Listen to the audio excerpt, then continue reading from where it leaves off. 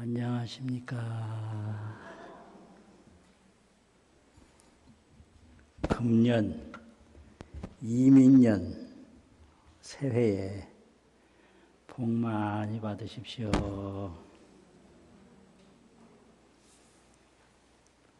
오늘 금강경 법문은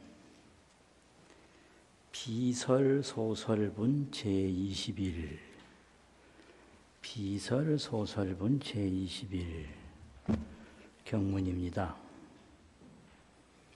비설소설이라는 건요, 위에는 원교, 말씀 원자, 가르칠 교자, 그 원교라는 설자고요.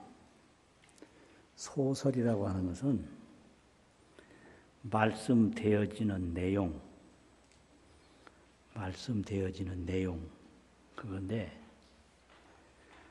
말로 말할 바가 아니다. 그게 비설소설이에요. 위에 설자는 말이고요. 밑에 소설은 말로 설명할 수 있는 내용을 소설이라고 그러는데, 원교로 설명할 수 있는 것이 아니다. 이런 말이거든요. 그러면 이제 내용이 어떻게 시작되냐? 앞에 이색 이상분 제20였죠. 이색 이상분 제20에서는 부처님을 색신으로도 보지 못하고 구족상으로도 보지 못한다. 그렇게 얘기를 하니까, 그러면 부처님이 설법을 하시는데 이 색신이나 구족상에 안이비설신의 입이 있고 다 설법할 수 있는 기관이 있는데, 색신으로도 부처님을 못 보고 30 이상 신상으로도 부처님을 못 본다면 설법은 뭘로 하나? 그런 질문을 한 거예요. 이 몸 전체를 가지고 부처님을 볼 수가 없다면 입도 물론 없을 거고 귀도 없을 거고, 이렇게 귀로 듣고 입으로 말을 하고 눈으로 보고 해야 설법이 되는데, 보는 바도 없고 들리는 바도 없고 말하는 기관도 없으면 설법은 도대체 뭘로 하나? 이런 생각이 든 거예요. 그러니까 거기에 대한 말씀이거든요. 그래서 이제 이 금강경에서는 의식을 말하는 게 아니라 반야를 말하는데요. 불교에는 중생심 의식, 그 다음에 보살심 반야, 재불심 보리, 이래 있거든요. 의식, 반야, 보리. 그럼 이 반야로 깨달은 바가, 반야로 깨달은 것이 청정법신인데, 청정법신은 진여자성이에요. 하늘과 땅이 갈라지기 이전부터 있었던 참 그대로 자체 본성, 진여자성. 그거는 아무것도 섞인 게 없어서 청정법 그대로 몸이다. 이걸 깨달았거든요. 그럼 뭐가 깨달았냐? 의식이 깨달았는데, 의식이 반야행을 닦으면 모든 상에서 벗어나는 금강반야가 되고, 거기서 더 깊어지면 반야 그것이 온 누리를 다 뒤덮는 마하반야가 돼요. 그리고 제일 출발하는 반야는 관조반야라고 그래서 의식을 멈추고 보는 거예요. 의식을 멈추고 딱 보면 그게 관조인데, 그러면 거기서 금강반야가 나타나고 또 거기서 마하반야가 나타나요. 그러면 그거를 뭐라고 그러냐면 정각지혜라고 그래요. 정각지혜. 이 정각지혜는 뭘 정각했냐? 진여자성 청정법신을 바르게 깨달았단 말이에요. 그걸 바르게 깨달으면 그것이 금강반야가 되고 마하반야가 돼요. 처음에 시작할 때는 관조반야고. 근데 그걸 정각지혜라고 이름을 붙이는데, 정각지혜도 무명무상이에요. 이름도 없고 모양도 없어요. 그냥 정각지혜일 뿐이에요. 또 진여자성 청정법신도 무명무상이에요. 이름도 없고 모양도 없어요.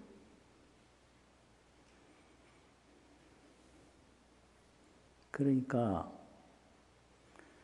이름이 있고 모양이 있어야 언교 소설이 될 텐데, 말씀과 가르침으로 말하는 바가 될 텐데, 진여 법신도 무명무상이요 정각지혜도 무명무상이라. 그러니 법을 말하는 것이 입으로 설명하는 말로 무명무상 정각지혜를 말할 수가 있나? 또 무명무상 청정법신을 말할 수가 있나? 그러면 아무 말도 안 했나? 그건 아니거든요. 이름이 없는데 이름을 만들어서 붙여요. 모양이 없는데 모양을 그려서 설명해요. 그게 언교 설법이에요. 무명무상의 언교 설법이라 이름도 없고 모양도 없는데 원력 교화로 중생을 인도하고자 하는 원력으로 또 중생을 교화하는 자비로 거기다가 이름을 만들어서 붙이고 모양을 그려서 설명해서 비유로 아니면 언설로 그걸 깨닫게 하는 게 설법이에요.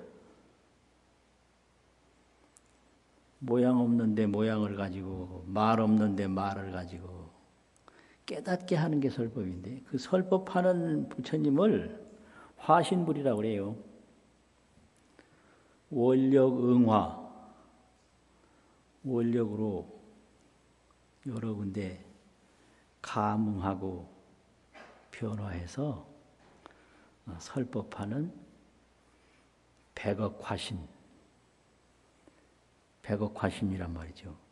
그래서 이 금강경이나 모든 경은 그 원력응화, 백억화신, 화신불이 설법을 하신 거예요. 그러면 그 설법을 통해서 발심수행을 딱 하면 전식 성지가 돼서 중생의 의식이 관조행을 통해서 금강반야가 되고 마하반야가 돼서 완전히 청정법신과 정각지혜가 하나가 되는 것을 안욕보리라고 그래요. 안욕이라는 건 무상이라는 말이거든요. 가장 높은 깨달음. 재불은 보리고 보살은 반야고 범부는 뭘까요? 의식이다. 의식.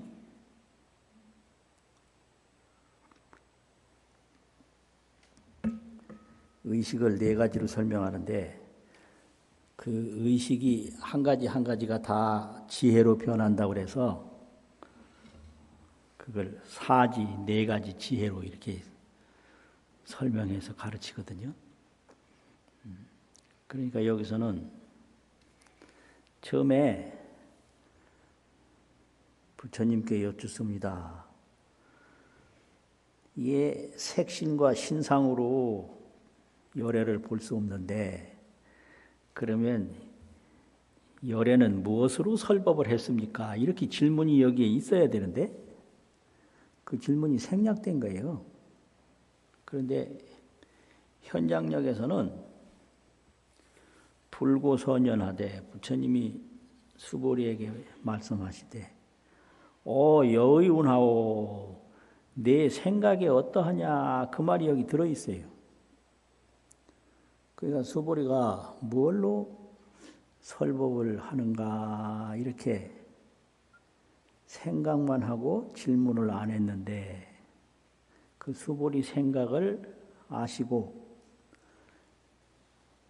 불고선연하시되 부처님이 수보리에게 말씀하시되 여의의 운하오 네 생각에 어떠하냐 이래가지고 이 밑에 나오는 것처럼 이제 경문이 쭉 이어지거든요. 수보리야 무루이 너는 생각하지 마라 이 말이죠. 무루이는 열애 작신념하되 열애가 스스로 이런 생각을 하되 당유 소설법하라 내가 마땅히 설하는 바 법이 있다. 서가모니 자신이 내가 법을 설하고 있다. 이렇게 생각한다고 너는 무루히 생각하지 말아라. 막작신념하라. 이런 생각을 하지 마라. 이렇게 됐거든요. 그게 왜 그러냐면 이 문자와 언어로 설법하는 게 청정법신, 정각지혜, 원만, 보신 그걸 떠나서 있는 게 아니에요. 그 진여자성 청정법신과 정각지혜, 원만, 보신을 그냥 나타내는 거예요. 그러니까 부처님이 정각지혜를 떠나서 말한 게 없고 청정법신을 떠나서 말한 게 없다. 그러니까 부처님을 보고 설법했다라고 생각하지 마라. 무언교 가설이라 언교로 말과 가르침으로 가설, 가히 설했다고 하는 것이 없다. 그냥 말씀도 정각지혜뿐이고 또 여러 가지 가르침도 진여자성뿐이지 이 설법이 진여자성과 정각지혜를 떠나서 따로 설법한 내용이 없다. 그러니까 열애를 보고 설법했다고 말하지 마라. 하이고요, 왜 설법했다고 말하지 말아야 하는가? 어째서 그러냐 하면 약인이 원하되 어떤 사람이 말하되 열애께서 유소설법이라 하면 설한 바 법이 있다고 하면 즉의 방불이니 곧 부처님을 비방함이 되나니 불능해 소설권이라 내가 말한 바를 불능해 알지 못함이 되는 까닭이니라. 불능이란 말은 못한다 이 말이거든요.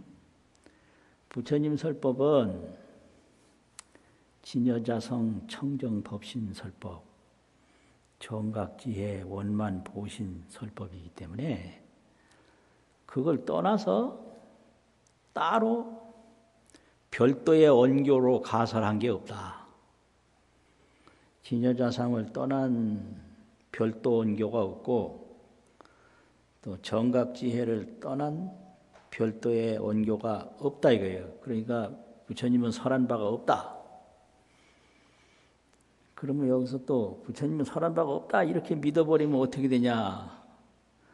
언교가 없는데 언교를 세워서 자비로 말씀을 하셨고 형상이 없는데 형상을 그려서 자비로 말씀을 하신 그 화신설법은 또 생략된 거예요.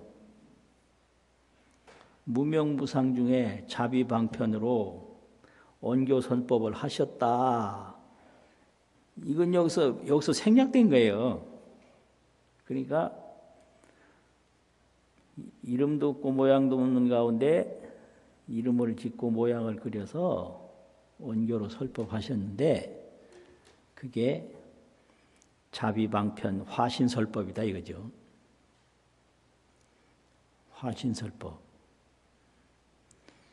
그러니까 화신설법은 정각지혜를 떠나 있는 게 아니고 또 진여자성을 떠나 있는 게 아니다. 그러니까 부처님은 설법한 게 아니죠. 한마디도 말한 바가 없죠. 어째서? 진여자성을 떠나서 한마디도 말한 바가 없어요. 모든 게 진여자성이에요. 정각지혜를 떠나서 한마디도 말한 바가 없어요. 모든 게 정각지혜예요. 그러면 이 세속 문자로도 한마디도 말 안 했냐? 팔만대장경이 있잖아요. 그건 세속 문자로 설법한 건데 세속 문자로 설법을 뭘로 했냐? 그 이름 없는데 이름을 붙이고 모양 없는데 모양을 그려서 그 이름 없고 모양 없는 진여자성 청정법신을 깨닫게 하는 설법이다 이 말이죠. 그래서 그 말씀을 통해서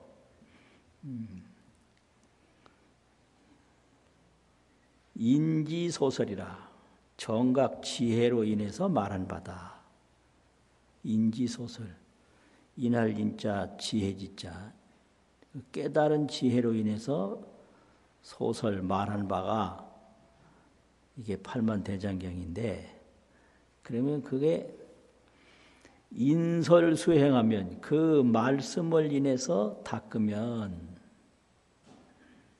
정각진여라 진여를 바르게 깨닫는다. 이게 그 부처님의 교화 과정이거든요. 설법은 다 깨달은 지혜에서 나온 거예요. 그러면 범부들은 깨달은 지혜에서 나온 설법을 또 인해서 수행을 하면 그 지혜를 얻게 되는데 지혜는 어디서 나오냐? 깨달음을 통해서 지혜가 나와요. 정각 공덕으로 대지출이라. 바르게 깨달은 공덕이 아니면 지혜가 안 나와요. 그러면 인설수행을 하면 말씀을 인해서 자꾸 닦으면 정각을 한다. 성취정각한다. 정각을 성취한다. 성취정각하면 깨닫기 전에 의식 분별이 전부 대지 광명이 되는 거예요. 요게 이제 가는 구조거든요. 그러니까 부처님을 보고 뭐를 설법을 했냐 그러는데 그 진여자성은 말로 설할 수 있는 게 아니다. 부처님을 보고 설법을 했다라고 하면 비방하는 것이 된다. 그럼 여기에 뭐가 빠졌느냐면 부처님을 보고 자비방편으로 교화 설법을 안 했다라고 하면 그것도 또 비방함이 되는 거예요. 그러니까 이게 불교 공부는 되도록이면 안 해야 돼요. 안 해야 편하지. 했다가는 아주 이게 이 과정을 넘어서기가 쉬운 게 아니에요. 노력을 많이 해야 돼요. 왜 그러냐면 수보리야, 설법자는 설법이라고 하는 것은 설법은 뭐냐? 이 부처님이 말씀하시는 건데 부처님이 말씀하시는 것은 이 정득지를 떠나서 정득한 지혜를 떠나서 정득은 정각인데 정각의 지혜를 떠나서 별도 언교가 없어요. 그래서 법을 설한 것이 없다 이렇게 되는 거예요. 법이라고 하는 건 무법가설이라는 거 법은 어떤 법도 진여자성법, 정각지혜법을 떠나서 가설, 따로 설법한 것이 없다. 설한 것이 없다 이거죠. 그래서 이것을 이름하여 설법이라고 한다. 시명설법이라. 그러면 원교설법은 그럼 뭐냐? 그 지혜에서 나와서 그걸 비유 언설로 말한 거기 때문에 그 언설을 통해서 진여자성을 깨달으면 역시 또 정각 지혜를 얻는다. 그렇게 하는 게 설법이지. 진여자성법, 정각 지혜법을 떠나서 법을 말한 게 없다. 그러니까 아무리 많은 말을 해도 정각 지혜뿐인 거예요. 딴 게 없는 거예요. 그러니까 말한 거 없다 그러는 거예요. 이게 참 어렵단 말이에요. 그래서 전번에 얘기했듯이 이걸 비유로 어떻게 가르쳤느냐면 이 진여자성 정각지혜는 나무로 말하면 근경이다. 근경. 줄기와 이게 이 뿌리다 이 말이죠. 뿌리근 줄기경. 이제 그 다음에 뭐 화신설법 여러 가지 설법하는 것은 지엽, 화과다, 가지, 잎새, 또 꽃, 열매 이런 거다 말이에요. 그러면 나무 가만히 보면 그 근경뿐인데 줄이와 뿌리와 줄기뿐인데 여름에는 가지에서 잎새가 난단 말이에요. 또 꽃이 피고요. 열매가 맺어요. 그건 또 떨어져요. 그런데 뿌리와 줄기는 겨울이나 뭐 언제나 항상 그대로 있는 거예요. 그러니까 이 지엽 화과가 근경, 나무 뿌리와 나무 줄기를 떠나서 있는 바가 없다. 그렇게 말해도 그게 하나도 다른 말이 아니죠. 또 그러면 꽃과 열매, 가지, 잎새는 그럼 나무가 아니냐? 나무 아닌 게 아니에요. 그게 따로 있는 게 아니라 전부 그 뿌리, 줄기에서 나오는 거다 이 말이죠. 그러니까 모든 설법이 이 정각지혜이기 때문에 정각지혜를 떠나서 한마디도 말한 바가 없다. 그러니까 부처님을 보고 설법을 했다 그러면 부처님을 잘 모르는 거다. 이런 얘기죠. 그렇게 하는 것이 정각지혜를 그대로 말한 것이 이것이 이름이 설법이다. 별도 언교는 없다. 정각지혜를 떠나서 별도로 말한 말과 가르침은 없다. 이게 핵심이에요. 모든 설법이 정각지혜다. 별도 언교는 없다. 그러면 우리가 접하는 경전 언교는 그럼 뭐냐? 그건 자비방편인데 그 자비방편을 통해서 정각지혜로 들어가야지 그 자비방편 언교 설법만 가지고 있으면 되는 게 아니다 이 말이거든요. 그래서 불교는 발심수행을 강조를 해요.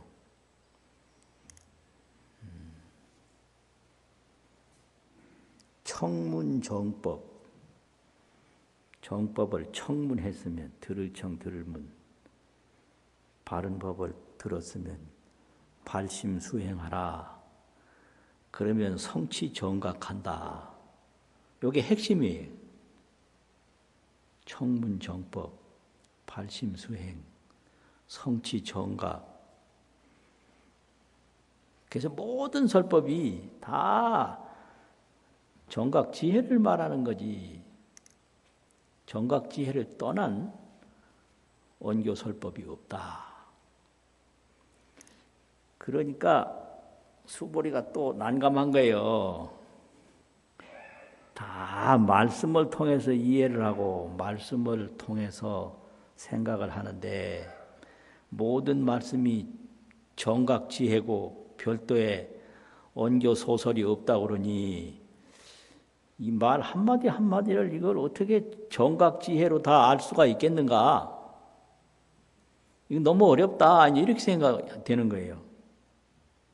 그러니까 이때에 해명수보리가 백불언하되 부처님께 말씀을 올려 이야기를 하되 세존이시여 파유 중생이 파유라는 건 진실로 파자인데 진실로 있겠습니까? 중생이 미래세에 왜 여기서 미래세라는 말을 썼느냐면 현재세는 부처님의 법력으로 그 말씀하시는 분의 그 의력으로 믿을 수가 있다. 부처님을 딱 보면. 그런데 미래세는 부처님이 열반에 드셨을 때 문설시법하고 이러한 법을 말하는 것을 듣고 부처님의 의력을 빌리지 않고도 생신심보와 믿는 마음을 낼 수가 있겠습니까? 난감한 거예요. 말씀 하나하나가 그건 말이 아니고 정각지혜다 이거거든요. 글자가. 모든 불교의 경전이 그건 말이 아니고 정각지혜다. 그걸 말로 해석하면 안 된다.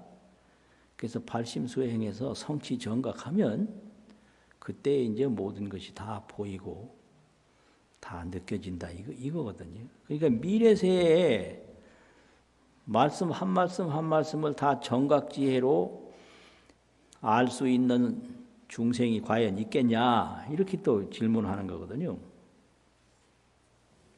그러니까 불언하시되 수보리야. 부처님이 말씀하시되 수보리야. 피는 비중생이요 또 비부중생이니라. 피라고 하는 것은 뭐냐면 금강경을 듣는 사람들, 그 금강경을 듣는 사람들은 중생도 아니고 여기 또 피자가 하나 있는 건데 피들은 저들은 또 부중생도 아니다. 중생 아닌 것도 아니다. 중생이 아니면 재불이거든요. 비중생은 재불을 말해요. 또 중생은 범부를 말하고. 그런데 이 금강경을 듣는 사람들은 지혜가 없이 금강경을 전혀 듣지도 못하고 믿지도 못하는 범부 불신 중생은 아니다. 범부 불신 중생. 금강경을 딱 믿고 금강경을 듣는 사람은 완전히 우치, 범부, 불신. 우치는 어리석은 거 아니에요. 우치. 보살도 아니고 재불도 아닌 범부. 또 믿지도 않아요. 불신. 이런 범부는 아니다 이거예요. 금강경을 이제 듣고 믿는 사람들은.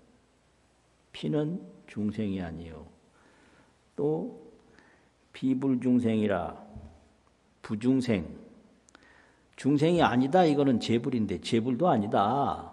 그럼 뭐냐? 보살이다 이거죠. 보살. 보살은 성인 중생이라고 하는데 성인은 부처님이란 말하고 중생은 중생인데 성인 중생이다. 중생은 중생인데 성인 성자, 몸체자, 성체 중생이라고 돼요. 성체. 몸에 열애의 체를 다 갖추어졌다. 그래서 그 보살이라는 게 그런 거예요.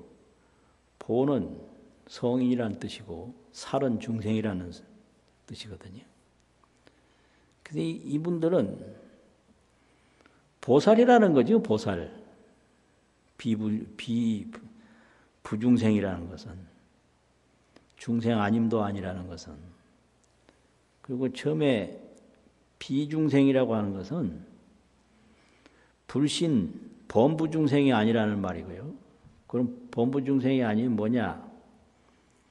십지 이전 신행보살. 십지 이전에 믿고 행하는 그런 보살이 저들은 중생도 아니다. 우치 범부중생이 아니다. 이 말이죠.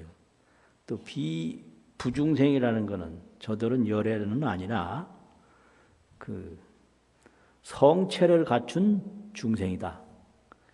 그러니까 이 성체를 갖춘 중생은 지상보살, 초지에서부터 저 등각까지 해당되는 보살이다. 그러니까 믿는 이가 없다고 말하지 말아라. 이런 얘기죠. 하이고요왜냐하면 수보리야. 여기서 하이고요왜냐하면 이 말은 저들은 신심보살이요 지상보살이다 이렇게 말해야 되는데 그렇게 말하지 않고 저들은 중생도 아니요 중생 아님도 아니다 했기 때문에 이 말이 어렵단 말이에요. 이게. 그러니까 왜 그러냐 하면 왜 피는 저들은 중생도 아니고 비부중생, 중생 아님도 아니냐 하면 이거거든요. 하이고요. 왜냐하면 수불이야. 중생이라고 하는 것은 중생이란 말은 위에 비중생 이걸 말하고요. 또 밑에 중생은 비부중생, 중생 아님도 아니다 이 말이요. 그러니까 비중생, 비불중생이라고 하는 것은 중생이라고 하는 것은 열애설 비중생이요. 열애가 말하되 중생이 아니요. 중생이 아니란 말은 뭐냐? 우치범부 중생이 아니다 이거예요. 금강경을 딱 믿는 중생은 우치범부 중생이 아니에요. 그렇기 때문에 참으로 이름이 중생이다. 여기서 이것은 이름이 중생이다. 여기서 이름이 중생이라고 하는 것은 보살, 마하살, 십지보살. 그래서 참으로 중생이다. 이게 참으로 중생이라는 건 뭐냐? 안으로 성체를 갖춘 중생이다 이거예요. 성체를 갖춘. 그러니까 이름이 중생이다. 참으로 중생이라고 말할 수가 있다. 그 말이에요. 여기서는. 여기서는 밑에 중생은 십지 이전, 십지 이후 등각보살까지를 여기서 이름이 중생이다라고 하는 거지. 그 초지에서부터 이제 진여자성법을 깨달아 올라가는데 점점 올라가면 분별심은 점점 약해지고 지혜심이 점점 드러나서 이제 십지법운지까지 된단 말이에요. 그러면은 그 다음에 등각인데, 등각은 뭐냐? 열애 전에 등각인데, 내동제불이라 안으로는 삼세제불과 똑같아요. 그 깨달은 바가. 십불이나 보현이나 전부가 다 대인경계인 거예요. 보현보살이 등각이잖아요. 그런데 애동보살이라 밖으로는 보살과 같아요. 이 등각이라고 하는 경지가. 안으로는 마음이 열애의 마음과 똑같아서 안으로는 열애와 같고 내동열애, 내동제불, 또 애동보살, 밖으로 하는 것은 보살과 같다. 그래서 등각이라고 그러는 거예요. 그럼 열애하고 보살하고 차이점 뭐냐? 열애는 해인산매라고 세상의 모든 법계의 보조 감응을 하는데 넓게 비추어서 다 감응을 하는데 부동 감응을 해요. 움직이지 아니하고 감응을 해요. 가만히 앉았으면 전 법계에 보조하고 법계에 넓게 비추고 전부 감응을 해요. 그래서 그걸 해인산매라고 하거든요. 달이 바다에 비추는데 달이 움직여서 바다에 비추는 게 아니에요. 그냥 가만히 있으면 바다에 달이 다 비추거든요. 그걸 해인이라고 그래요. 바다에 비춘다.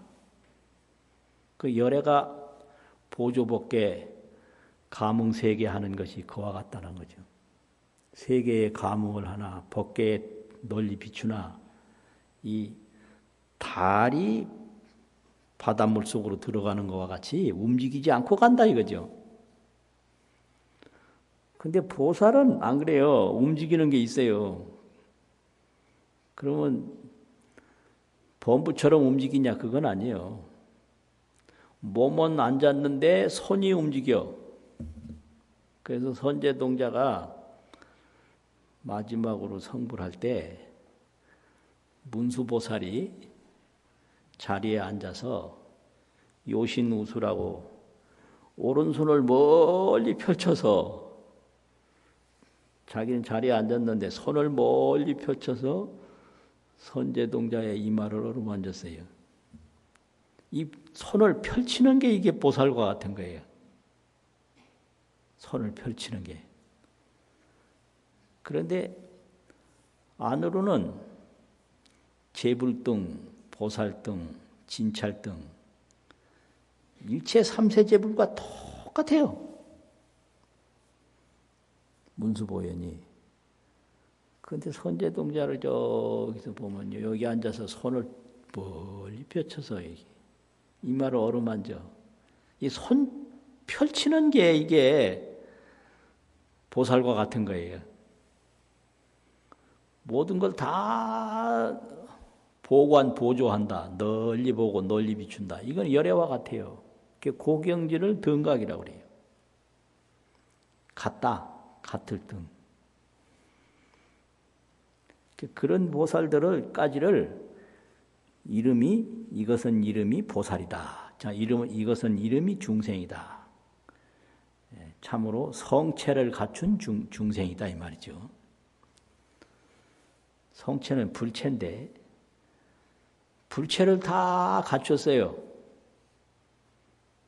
그런데 하는 거는 보살처럼 손도 움직이고 해요. 하는 거는 보살이다. 그래서 이런 것을 이름을 보살 마하살 깨달음을 가진 중생, 큰 걸 이룬 중생, 이렇게 말해서 이것을 이름하여 중생이라고 한다. 뭐 이렇게 되거든요. 근데 이게 사람이 이걸 어떻게 사는 게 잘 사는 건가? 중생은요, 구하다 죽는데요. 뭘 구하냐? 재물, 재, 권력, 권, 명예. 이거 구하다가 그냥 죽어요. 재물, 권력, 명예. 이거는 따로따로 떨어진 게 아니라 권력을 얻으면 재물도 생기고 명예도 생기고요. 또 명예를 얻으면 역시 재물도 생기고 권력도 생기고, 또 부자가 되면 명예도 생기고 권력도 생기고, 이게 하나 얻으면 둘은 따라오는 거예요. 이거 구하다가 평생 그냥 헤매다 죽고 말아요. 이게 범부들이 살아가는 과정이에요. 돈, 권력, 명예, 돈, 권력. 이거는 마약이라고 그래요, 마약. 마약은 한번 맛들이면 끊기 어렵잖아요. 이거 뭐 명예 맛을 본다든지 돈 맛을 본다든지 권력 맛을 보면 그거 좀처럼 끊기가 어려워요. 그러면 이거의 특징이 뭐냐 그러면 본질을 변화시키는 게 아니라 껍데기를 변화시키는 능력이 있어요. 이게 돈이나 명예나 권력이. 그 껍데기를 변화시킨다는 게 뭐냐. 이 의전, 예우. 이게 돈과 명예와 권력이 있는 사람들에게는 의전이 따라붙어요. 의식에 그 방법이 따라붙는다. 이래가지고 말도 그 사람들에게 하는 말은 틀리고요. 돈 많은 사람에게 하는 말하고 돈 없는 사람에게 하는 말이 틀려요. 말에도 의전, 예우가 있고 행동에도 의전, 예우가 있어서 이게 환상 마약에 빠져가지고 안으로는 아주 어리석은 범부에 지나지 않는데 밖으로는 이게 그냥 이상한 포장을 해가지고 거기에 빠져버리게 돼요. 그러면 이제 이 수행하는 보살들은 어떻게 하냐? 그걸 복덕이라고 그러는데 보살은 복덕을 짓기만 하고 절대 받질 않아요. 불수복덕이에요. 그 계속 복을 지어 소작복덕이 있어요. 짓는 법 복덕이 있어요. 근데 불수복덕을 해요. 복덕을 안 받아요. 이 돈과 권력과 명예를 탐하다 보면 인생은 망하는 거예요. 그거 유지하다가 완전히 망해버려요. 그래서 보살도 복을 받다 보면 수행이 안 돼요. 그래서 다 해양을 해버려요. 지어서 해양하고 지어서 해양하고.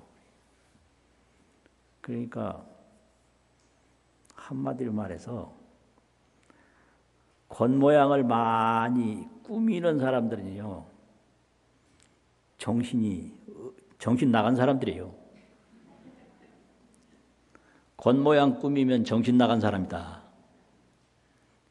정신이 딱 올바라서 나는 내가 복을 지어서 그 복을 다 해양을 하고 내 자신을 깨달아서 내 스스로 행복을 이룬다. 그러면 겉모양에 전혀 신경을 안 써요. 그래서 이제 국가도 선진국이 되면 의전이 다 없어져 버려요. 후진국이 될수록 왕도 있고 뭐 그냥 다닐 때 수행원들이 막 구름같이 몰려다니고 이거 완전히 후진국이에요. 그래서 딱 보면 알아요. 고위 공직자들이 어떤 예우와 어떤 의전을 받는가? 공직자한테 예우와 의전을 과도하게 하는 나라는 완전히 정신 상태가 완전히 후진국이거든요.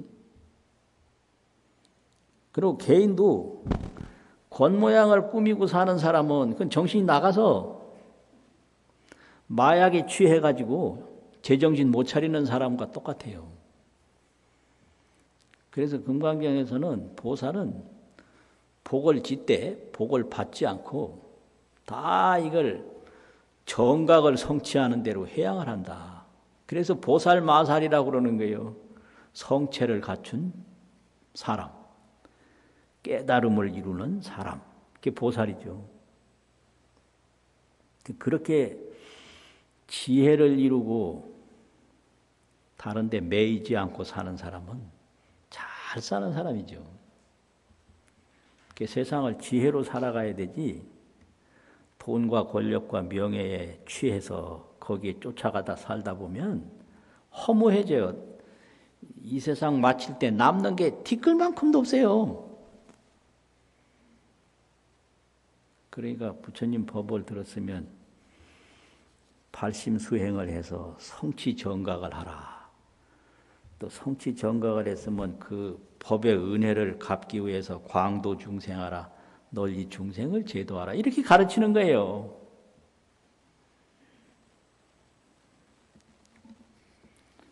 한번 읽고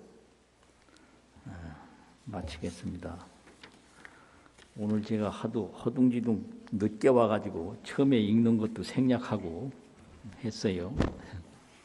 수보리부터입니다. 시작.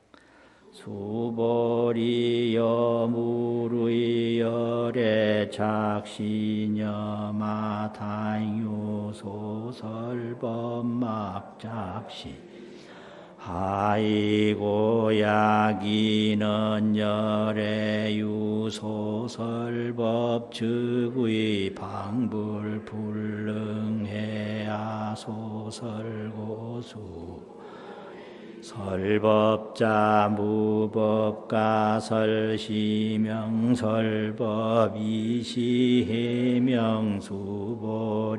백불언시 바요중생어 미래세문설시법